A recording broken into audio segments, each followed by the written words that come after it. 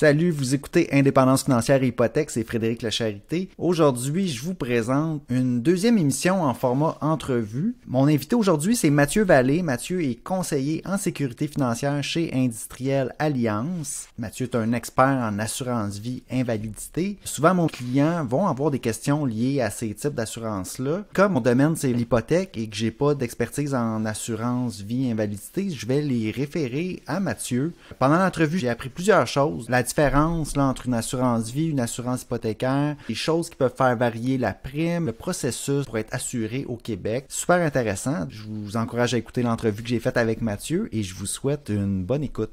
Salut Mathieu, premièrement, bienvenue. Je suis vraiment content de t'avoir sur l'émission pour te poser quelques questions sur l'assurance de personnes. Salut Frédéric. Salut, peux-tu te présenter et puis expliquer ce que tu fais comme travail dans les services financiers? Oui, bien certainement. Premièrement, je tiens quand même à te remercier de ta confiance, de me laisser parler d'assurance. Mon nom, c'est Mathieu Vallée. Je suis conseiller en sécurité financière. Mon travail, mon rôle, en fait, c'est d'établir des plans financiers pour atteindre une autonomie, une sécurité financière optimale. En gros, c'est de faire vraiment un grand bilan financier, regarder les besoins et offrir des recommandations pour aller chercher la sécurité financière d'une personne ou d'une famille. Ma prochaine question, ça serait pour une personne, un couple qui songe à s'acheter une maison, quels sont les types d'assurances de personnes à considérer?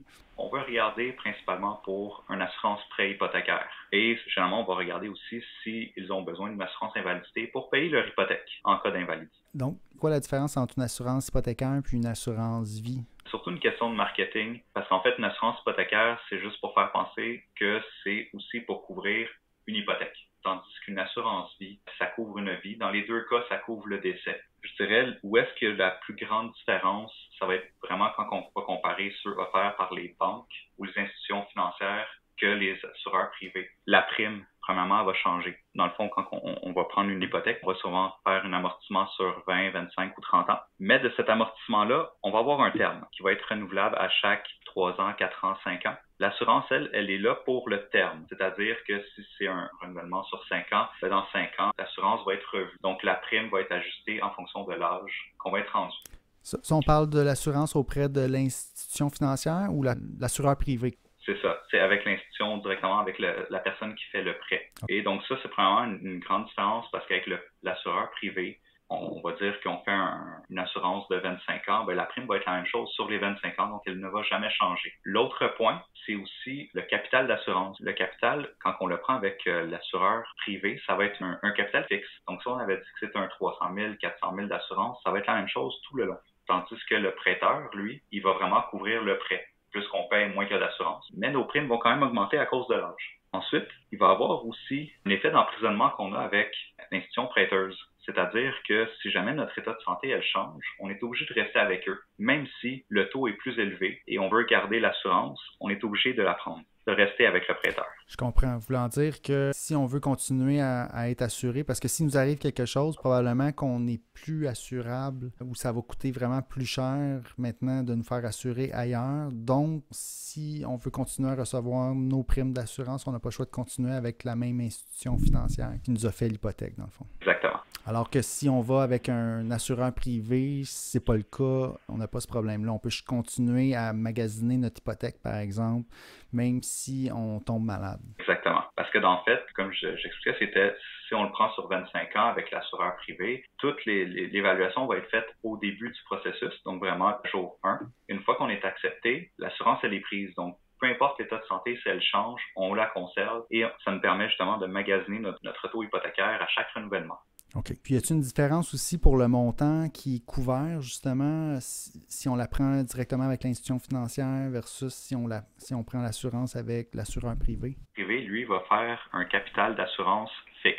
Donc, c'est un montant qui ne va pas changer s'il arrive un décès jour 1 ou la dernière journée avant la fin de l'hypothèque. Tandis que le prêteur, lui, quand il va faire son assurance, il va vraiment venir couvrir le prêt. Donc, il va payer cent pour cent ce qu'il y avait sur le prêt. OK. Du côté de l'institution financière, on va couvrir que le solde du prêt. Évidemment, ce solde-là va diminuer, dans le fond, avec le temps. Donc, c'est comme si notre couverture diminuait avec le temps, mais nos primes, elles, restent les mêmes. Ils vont quand même augmenter un petit peu à cause de l'âge, selon l'âge. À chaque terme. L'assurance va durer seulement le terme de l'hypothèque et devra être révisée, dans le fond, à chaque renouvellement. Exactement. Donc, ma prochaine question, ça serait qu'est-ce qui va faire varier la prime d'une assurance vie ou invalidité? Je vais commencer avec une assurance vie. Pour l'assurance vie, ce qui va faire varier la prime, ça va être principalement l'âge de la personne, son sexe et son statut de tabagiste. Ça, c'est les 3 plus grands facteurs. Évidemment, c'est sûr que le capital va changer aussi la prime, mais ça, c'est vraiment les 3 variables qui vont venir déterminer la prime d'une assurance vie.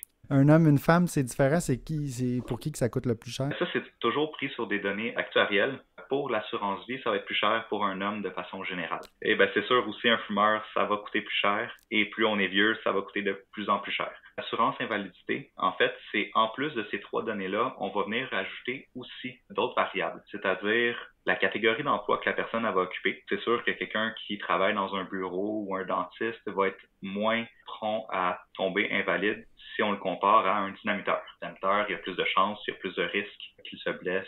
Donc, c'est principalement ça qu'on va venir rajouter. C'est sûr vu que c'est des prestations du vivant en assurance invalidité, on ajoute aussi, en fait, le délai de carence qui va venir, si on peut recevoir les prestations dès le jour 1, ou attendre 30 jours, 60 jours, 3 mois. Il y a plusieurs variables qu'on peut venir ajouter la prime avec ça. OK, donc un délai de carence, c'est la période entre le temps qu'on réclame puis le temps où est-ce qu'on va commencer à recevoir la prestation. Donc, plus le délai de carence est élevé, plus la prime peut diminuer. Exactement. C'est sûr qu'avant d'offrir un ou l'autre, il faut toujours faire une analyse de besoin, vérifier aussi quelles sont les sources de revenus qu'ils ont. Si jamais ils ont un fonds d'urgence, combien de temps que ça peut leur durer, parce que ceux qui n'ont pas de fonds d'urgence, généralement vont prioriser un délai de carence plus court, que ceux qui ont un fonds d'urgence peuvent se permettre d'attendre un petit peu. Donc, si je fais un résumé, tu as l'âge de la personne, super important.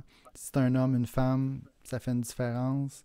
Ensuite, évidemment, tu as le montant qui est couvert, qui doit être un gros morceau. Là. Ça doit être le numéro 1. Dans le fond, si on est couvert pour 300 versus 600 000, ça doit être comme le double. En fait, c'est pas nécessairement le double parce qu'il y a des bandes de taux. Je fais un exemple un peu fictif, mais si on dit que pour un homme de 30 ans non-fumeur, de 0 à 50 000, on va dire que ça coûte $1 le 1 000 d'assurance. Mais peut-être que de 50 à 100 000, ça va coûter 93 sous. OK. C'est pas tout à fait proportionnel, mais il y a quand même une bonne corrélation, évidemment, entre le montant couvert et le montant de la prime. Donc, quelqu'un qui veut une assurance de personne, donc soit vie, invalidité, normalement, comment ça se passe? C'est quoi les étapes? La première étape, ça va être en fait faire une analyse de besoin, c'est-à-dire voir en fait c'est quoi le besoin que la personne a, parce que c'est sûr qu'au Québec, on est obligé de faire une analyse avant de vendre un produit. C'est vraiment en fait de passer en revue c'est quoi les actifs d'une personne, c'est quoi ses dettes, regarder c'est quoi ses objectifs, parce que peut-être qu'une personne n'a pas nécessairement un besoin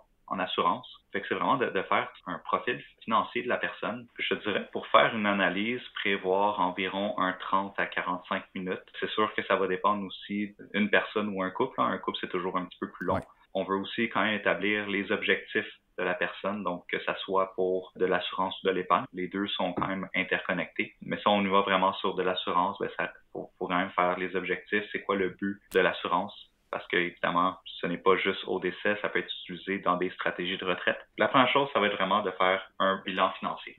OK. Puis des objectifs, ça peut être quoi? Donc, pour la retraite, exemple, avoir un revenu X à la retraite, ça pourrait être un des objectifs. D'autres exemples? C'est sûr, le revenu de retraite en est une. Ça peut être, par exemple, avoir une valeur successorale plus élevée au décès, mais je dirais principalement, c'est les 2 options comme objectif financier. 2 objectifs financiers, donc revenu à la retraite, puis ce qu'on veut léguer finalement à notre succession en héritage. Exactement. C'est sûr, ça peut être aussi pour offrir un remplacement de revenus au cas où il y aura un décès prématuré. Peut-être protéger pendant la vie active au travail. Protéger son conjoint aussi, peut-être, cas de décès. Conjoint, la famille en général. Conjoint, enfant, amener ses enfants jusqu'à maturité pour qu'ils manquent de rien en cas de décès, invalidité. J'imagine que c'est des calculs, des situations que tu vas regarder avec les clients. Une fois que ça a été établi, nous, on va établir une recommandation sur quel type d'assurance on va choisir, qui va être en lien principalement avec l'objectif de l'assurance. Une fois qu'on va fait ça, on va remplir une proposition, on va répondre à un questionnaire médical et on va l'envoyer à la compagnie d'assurance. La compagnie d'assurance, par après, elle va aller en tarification, elle va vérifier si elle a un besoin d'aller vérifier, par exemple, un dossier médical, passer des tests comme des prises de sang. Ce n'est pas toujours le cas, mais une fois que ça va être fait et que la compagnie va avoir accepté l'assurance, c'est là que le contrat va devenir en vigueur. Principalement, ça, c'est le processus d'une assurance au Québec. OK. Donc, analyse. Ensuite, le client choisit une option, on soumet ça à l'assureur. Peut-être qu'il y aura une évaluation médicale ou des examens, des prises de sang ou pas, ça dépend des cas. Puis ensuite, on a le résultat. OK. Exactement. Ça, c'est quand même à noter là, que quand on fait ça, on a l'option de soit avoir une note de couverture ou non, c'est-à-dire d'être couvert entre la proposition et l'acceptation, parce que des fois, ça peut durer quelques mois. Si jamais il faut aller chercher les dossiers médicaux, c'est un peu plus long. Fait qu'on peut offrir une note de couverture si la personne est en bonne santé, qui vient en fait donner une assurance temporaire entre le jour 1 et l'acceptation. OK. Donc, si on appelle ça une note de couverture. Exactement. Ça va être très important. Généralement, quand les personnes veulent s'acheter une maison, qui font une promesse d'achat, ils sont responsables du prêt. Oui. Donc, avoir une note de couverture est très important pour eux parce que si jamais il y avait un décès entre-temps, ils sont quand même responsables du prêt. Exactement. Oui. C'est pour ça que moi, aussitôt qu'on a l'engagement hypothécaire puis qu'on va enlever la condition de financement sur une promesse d'achat, on va parler d'assurance puis on va leur dire, regardez, c'est important parce que là, c'est un contrat qui vous engage.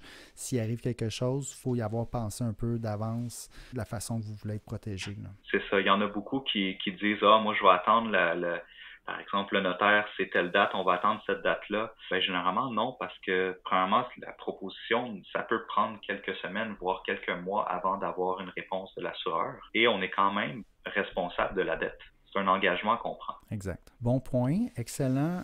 Donc là, on a parlé du processus. On a pas mal parlé aussi de comment quelqu'un établit son besoin en assurance de personne. Peut-être est-ce qu'on avait d'autres choses à dire par rapport à ça? Ben, c'est vraiment faire le tour, en fait, un bilan financier d'une personne. Fait que je dirais, oui, on a fait pas mal le tour. C'est ça. On regarde nos besoins, on regarde ce qu'on veut pour la retraite, laisser comme héritage, puis évidemment s'assurer qu'un conjoint survivant ou des enfants, s'il nous arrivait quelque chose, sont bien protégés. Exactement. Ben, c'est là souvent qu'il y a un petit déclic, l'achat d'une maison, d'une propriété. Quand on a des enfants, c'est là qu'il y a un déclic qui se fait chez les personnes en se disant, c'est vrai que là, ça serait important. Si jamais il arrive de quoi, je veux pas que ma famille doive vendre la maison, vivre sur un seul salaire quand j'ai quelques enfants à la maison. Fait que c'est là vraiment qu'ils se disent, c'est vrai que c'est important. Absolument.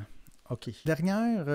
Avant-dernière question. Évidemment, comme tu le sais, là, mon émission s'appelle Indépendance financière et hypothèque. Donc, j'aime ça à chaque émission, parler d'indépendance financière. Donc là, je te poserai la question, quel rôle joue l'assurance pour atteindre l'indépendance financière? En fait, les deux sont assez bien reliés. Moi, je travaille vraiment dans la sécurité financière, donc c'est-à-dire on veut prévenir un imprévu qui pourrait arriver dans la vie d'une personne, que ce soit un décès prématuré, une invalidité ou une maladie grave. On veut s'assurer que cette personne-là va être protégée, donc que son indépendance financière soit aussi protégée. Parce qu'on ne veut pas que la personne fasse « finalement, m'est arrivé quelque chose, je dois prendre toutes mes économies pour me soigner et finalement, il faut recommencer à zéro. » Donc, c'est vraiment, en fait, aller chercher une tranquillité d'esprit pour parer n'importe quelle situation qui pourrait arriver. Fait que dans le fond, c'est ça.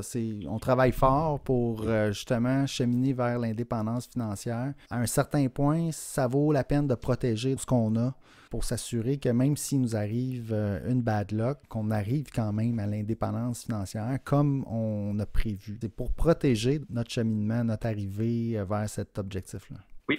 Il faut noter aussi que dans les produits d'assurance, il y a beaucoup de stratégies de retraite qui peuvent être faites. Fait que ça fait partie aussi peut-être des solutions pour avoir une indépendance financière. OK. Si quelqu'un, Mathieu, aimerait te rejoindre pour te poser des questions, peut-être voir leurs besoins en assurance, comment quelqu'un peut communiquer avec toi pour faire ça? Ils peuvent me rejoindre sur mon cellulaire directement, soit m'appeler ou m'envoyer un petit texto au 514-451-9191 ou ils peuvent venir me voir sur mon site internet mathieuvalet.ca. Super. Vraiment content, Mathieu, de t'avoir parlé. J'en ai appris sur l'assurance avec les réponses que tu m'as données aujourd'hui. Ça me fait vraiment plaisir que tu aies accepté mon invitation. Certainement. Merci. Écoute, Frédéric, pour l'invitation. Yes. Sur ce, je vais terminer l'émission en disant tout le monde nous souhaite un bon cheminement vers l'indépendance financière.